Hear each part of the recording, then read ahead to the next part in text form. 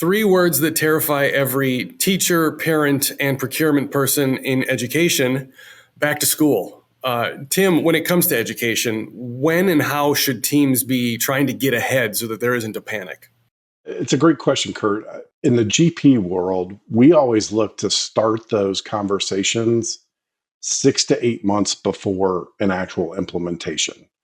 And the reason for that is, especially when we're talking about an implementation of potentially a restroom renovation or other areas like that, we have a professional staff that goes in and does that installation.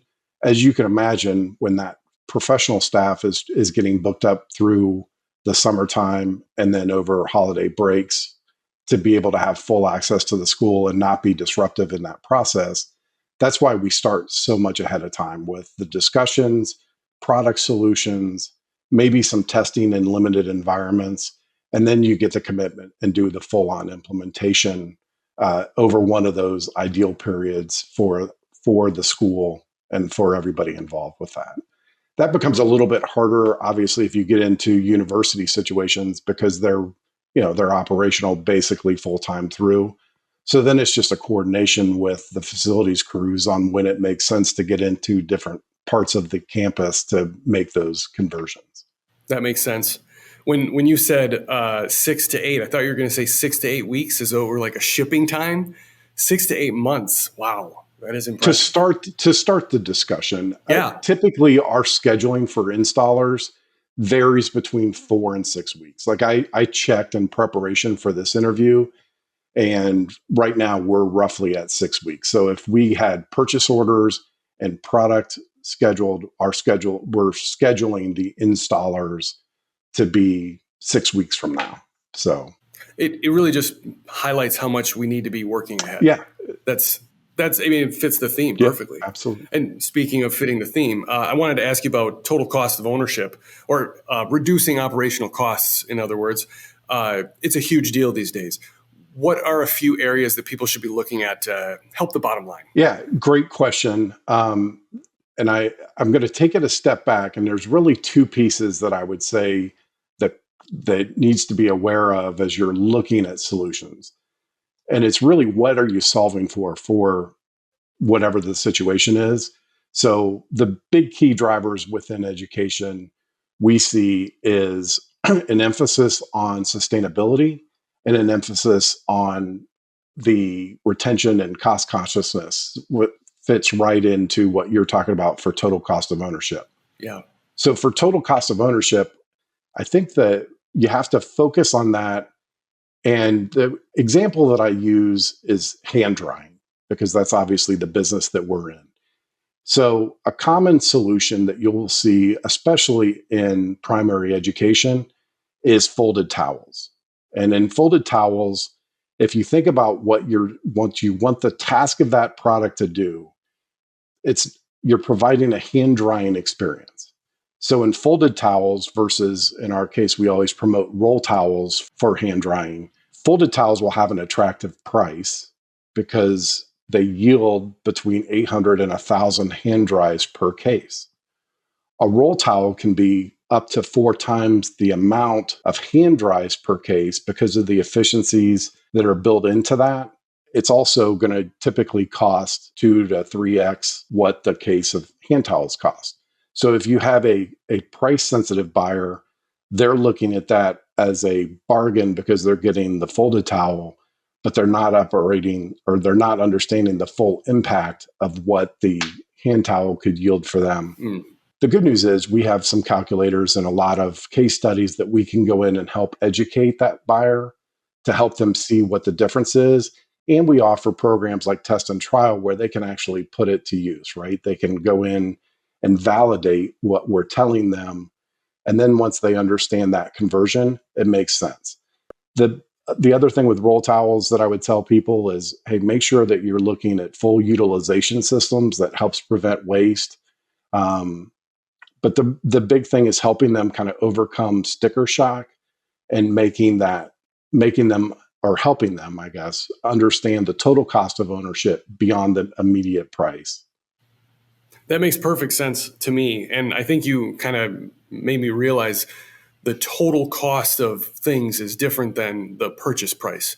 We sit there and we think about, well, I'm paying X number of dollars for this thing, but like take your phone for instance. Maybe you paid $600 for a phone. Well, but you're not taking into account the case, the screen protector, the service, the electricity. Like there's way more to a cost than just the price that you paid for it. Absolutely. Okay, so I think you're the perfect person to ask this to. You live and breathe this world, but what's an angle or a cool product that it gets overlooked too often, in your opinion?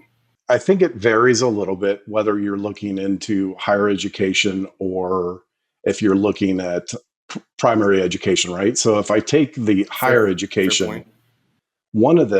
we've introduced a product called Colo, which is our IoT system.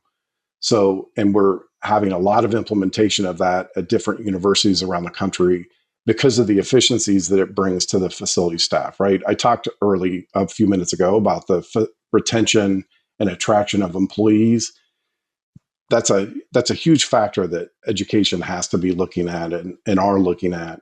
So what this system does is it gives them the ability to be able to check on dispensers without actually dispatching somebody into that restroom and doing a service check.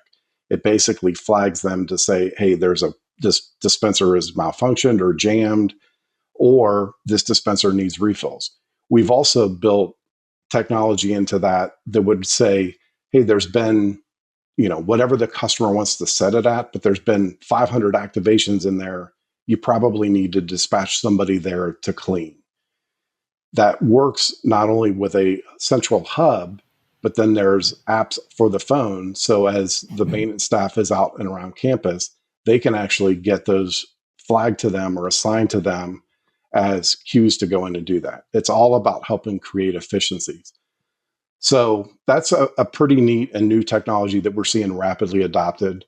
If you move into primary education, I think there's two products, and one of them is funny.